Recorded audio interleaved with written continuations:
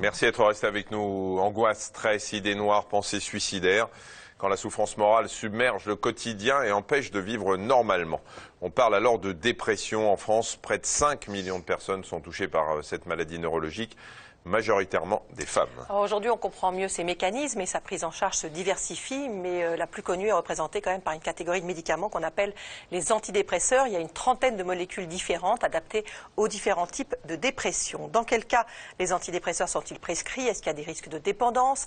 Adolescents, femmes enceintes ou encore personnes âgées, quel type d'antidépresseurs peuvent-ils prendre? Pour répondre à toutes ces questions, le docteur Florian Ferreri, bonjour. Bonjour.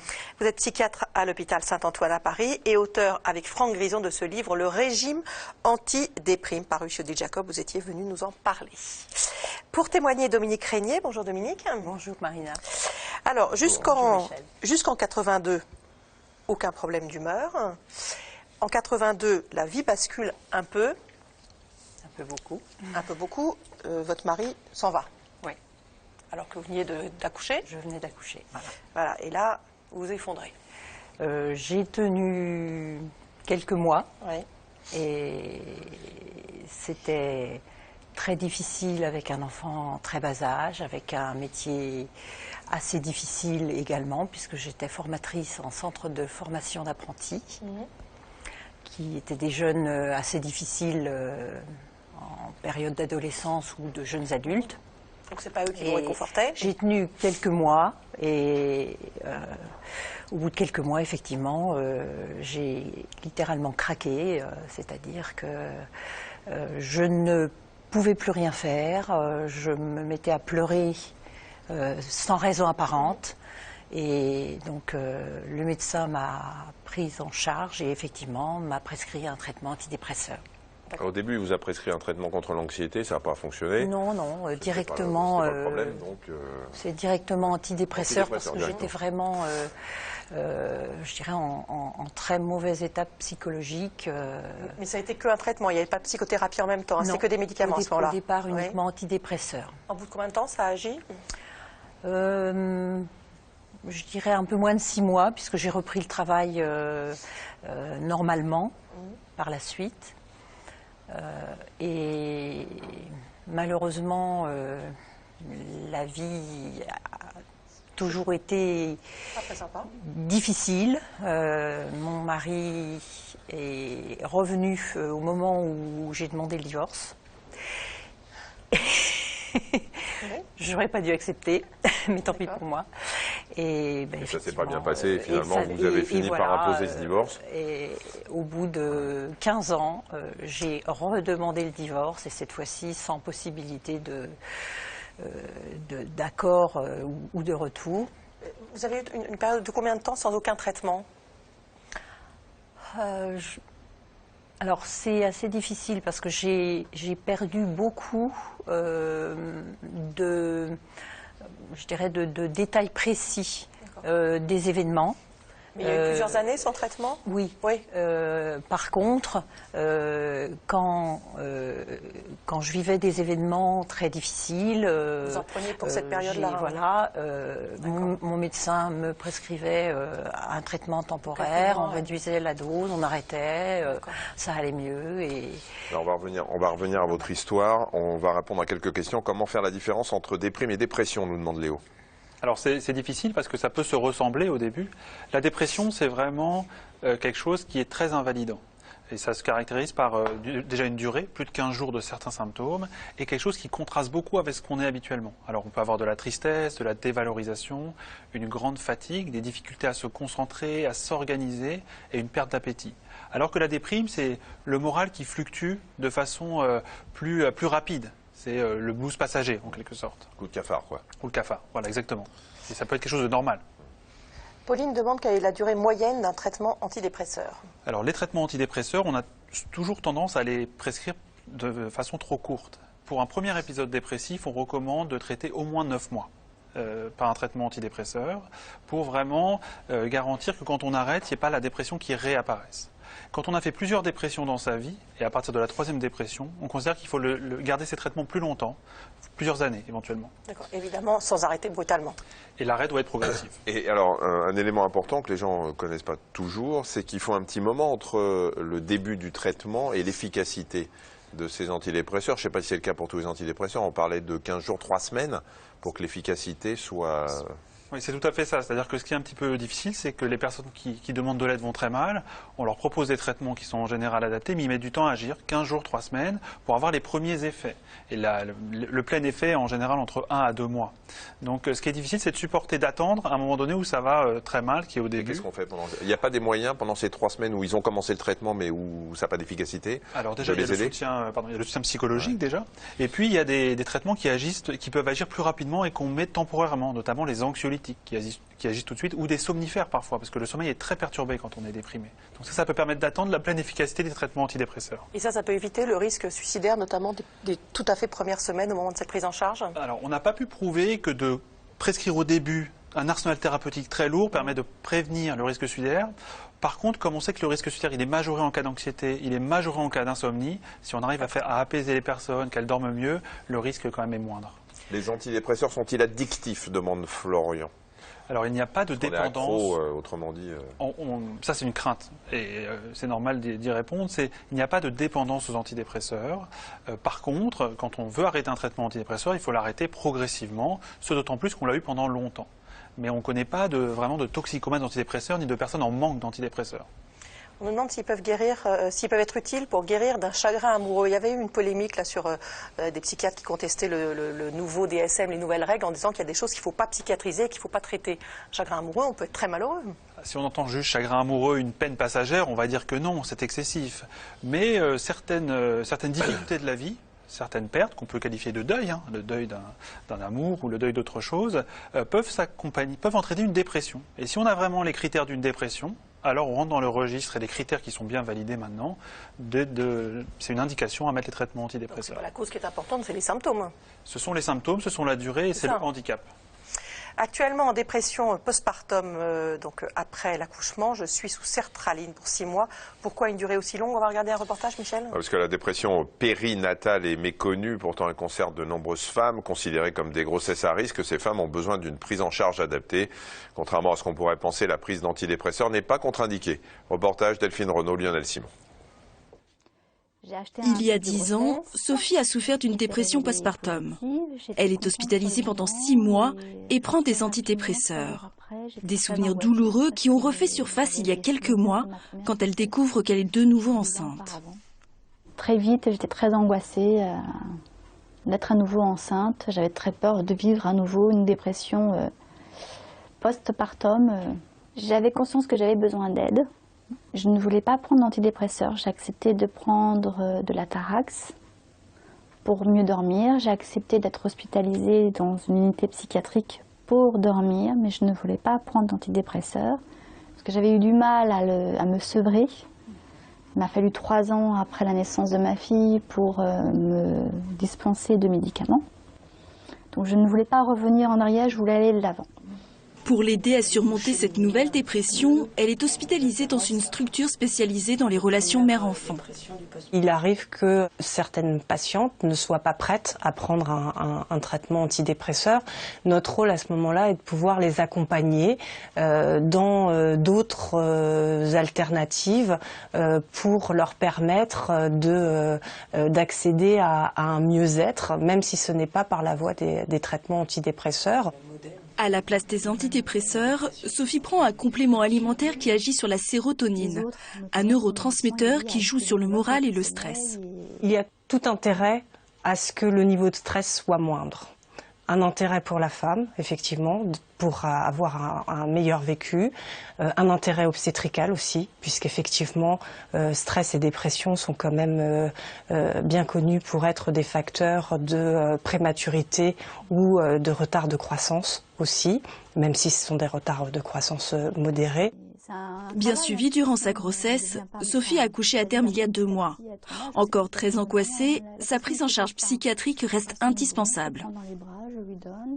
Je l'ai observé, je l'ai regardé, j'arrive de plus en plus à le prendre dans les bras et à m'occuper de lui. Enfin, je n'ai pas besoin d'entendre ses pleurs pour savoir qu'il a faim. Je reconnais aussi ses pleurs maintenant.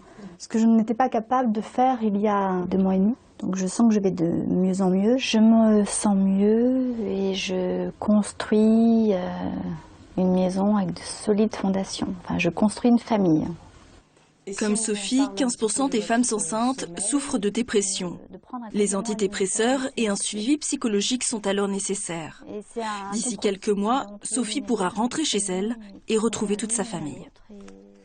On a des questions sur les effets secondaires. Vous avez des effets secondaires des médicaments que vous prenez? Quelques effets secondaires, quelques problèmes de mémoire, mais plutôt de mémoire immédiate. J'ai eu une prise de poids. À peu près à l'origine, et bon, je pense que maintenant c'est plus à mettre sur le compte des antidépresseurs, mais plutôt non, je dirais de mon changement de morphologie par rapport à mon âge et aux hormones. Et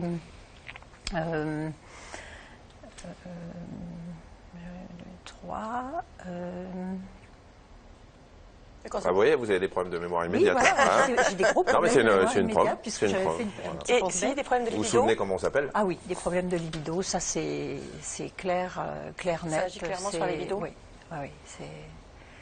on va dire que ça inhibe un certain nombre de sensations ou d'émotions. Et celles-ci en font partie. C'est habituel comme effet secondaire? Les effets secondaires qui sont rapportés sont habituels. Alors, ils sont en général d'intensité modérée et ils dépendent suivant les médicaments. Donc, on peut toujours, si on est en difficulté avec un traitement, trouver un autre traitement. Ce qu'il faut se rappeler aussi, c'est que la dépression en elle-même a des effets sur la sexualité, sur le poids. Et du coup, c'est parfois difficile de faire la distinction entre les deux. Mais quand quelqu'un a besoin d'un traitement antidépresseur et qui souffre de certains effets secondaires, il faut qu'il en parle à son médecin. Il y a toujours moyen de trouver des adaptations. On peut changer. Éviter de l'arrêter brutalement. À chaque essai d'antidépresseur, je reste couché 2 jours avec d'énormes maux de tête de type sinusite. Est-ce une réaction courante, Sonia? Alors, ça peut arriver d'avoir des céphalées et d'avoir des rhinorrhées avec certains traitements. Et en général, c'est l'écoulement par le nez. C'est ça. Ouais. Et en général, c'est transitoire. Si ça passe pas, pareil, c'est une indication à changer de traitement. C'est jamais grave. C'est quelque chose de gênant, mais pas grave. Aurélie dit qu'à chaque fois qu'elle essaie de diminuer la dose, les effets sont rudes, tremblements, troubles du sommeil. Comment enfin arrêter les antidépresseurs? Est-ce que déjà, c'est peut-être pas parce que c'est trop tôt? C'est là à nouveau des troubles du sommeil? Alors des fois, quand on baisse les traitements antidépresseurs, réapparaissent les symptômes pour lesquels on les a introduits. Donc l'anxiété, l'insomnie, la dépression. Donc ça peut être le premier facteur. Dans d'autres cas, quand on a pris un traitement très longtemps, il faut baisser doucement les traitements pour que la concentration sanguine soit progressivement diminuée. Et on fait ça sur plusieurs semaines parce que ce qu'on considère, c'est qu'il n'y a jamais d'urgence à arrêter un traitement antidépresseur en dehors d'un affaire indésirable gravissime. Donc autant y aller tranquillement et on y arrive toujours à arrêter les antidépresseurs. Au bout de plusieurs années de traitement antidépresseur, quels sont les risques, Pauline? Là, on ne parle pas des gens qui arrêtent, mais des gens qui continuent. Et notamment pour le cerveau, il y a beaucoup de gens qui s'inquiètent. Oui, alors c'est une préoccupation qui revient souvent. Scientifiquement, on n'a pas de données négatives sur les traitements au long cours d'antidépresseurs. Par contre, on a des données extrêmement négatives sur le stress prolongé, sur la dépression prolongée, au niveau du fonctionnement cérébral ultérieur. Donc, C'est-à-dire quoi? Ça peut aussi, par exemple, faire avancer ou déclencher un Alzheimer, par exemple? Alors, pas forcément Alzheimer, mais ce qu'on pense, c'est qu'effectivement, des dépressions répétées, et ça, c'est des études qui ont été faites, les personnes qui ont fait plusieurs dépressions ont un cerveau qui fonctionne moins bien, notamment quand on leur fait des exercices au niveau de la mémoire, de la concentration, de l'attention. Donc il y a vraiment un enjeu majeur à faire le moins de dépression possible pour son cerveau, et on pense même que le nombre de jours qu'on passe en dépression conditionne le pronostic ultérieur, notamment le pronostic fonctionnel. On vous l'a dit, ça? Non, mais je le pense. Je pense que ça a une incidence. Christine demande s'il y a un lien entre antidépresseurs pris à haute dose et survenue d'une maladie de Parkinson. Le lien, il paraît peu probable. On n'a pas de signal d'alerte de difficulté entre ces deux maladies. Par contre, c'est vrai que certains antidépresseurs à haute dose peuvent donner des syndromes parkinsoniens transitoires. Alors c'est vraiment à haute dose et ce sont vraiment certains antidépresseurs. Pareil, on diminue la dose, on change de traitement quand il y a encore besoin d'un traitement. Annie veut savoir si on peut cumuler antidépresseurs et plantes pour un meilleur résultat. Un petit sujet, Les plantes comme traitement, pas les plantes qu'on fume.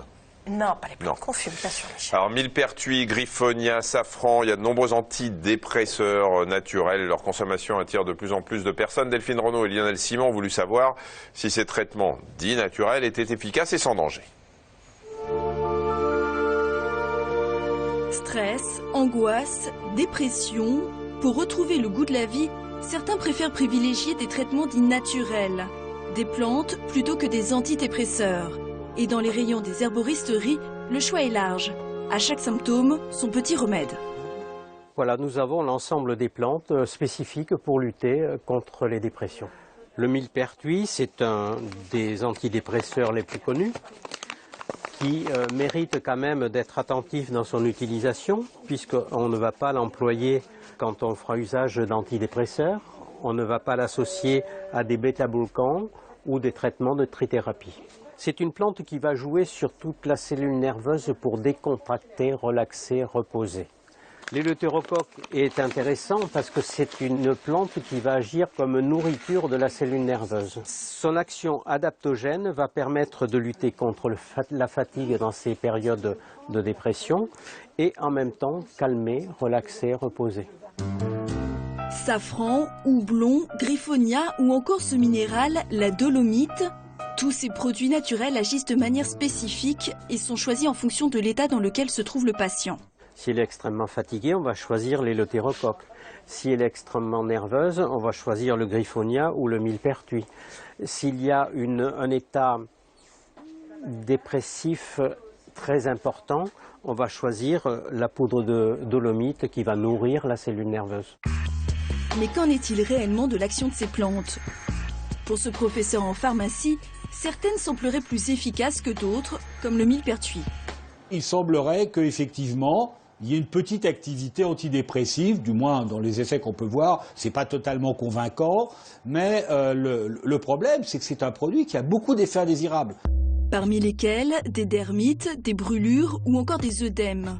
L'utilisation du millepertuis et plus largement de tous ces remèdes naturels n'est donc pas sans risque. C'est des produits qui ne sont pas des médicaments, mais qui on présente comme ayant des propriétés pharmacologiques sans qu'on les ait démontrées, sans qu'il y ait d'autorisation de mise sur le marché, sans qu'il y ait de véritable contrôle de ce qu'il y a dedans, avec des classifications différentes. Par exemple, le millepertuis, on peut trouver chez le pharmacien deux boîtes de millepertuis, une qui est marquée complément alimentaire et l'autre qui est marquée médicament de phytothérapie. Mal encadré, effets secondaires, interactions possibles avec des médicaments. Avant de prendre l'un de ces produits naturels, mieux vaut consulter son médecin. Alors on répond quand même à Annie, est-ce qu'on peut cumuler antidépresseurs et plantes pour un meilleur résultat ou c'est quand même dangereux?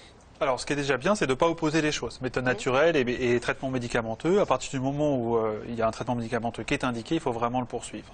Après, les autres aides, on peut les concevoir.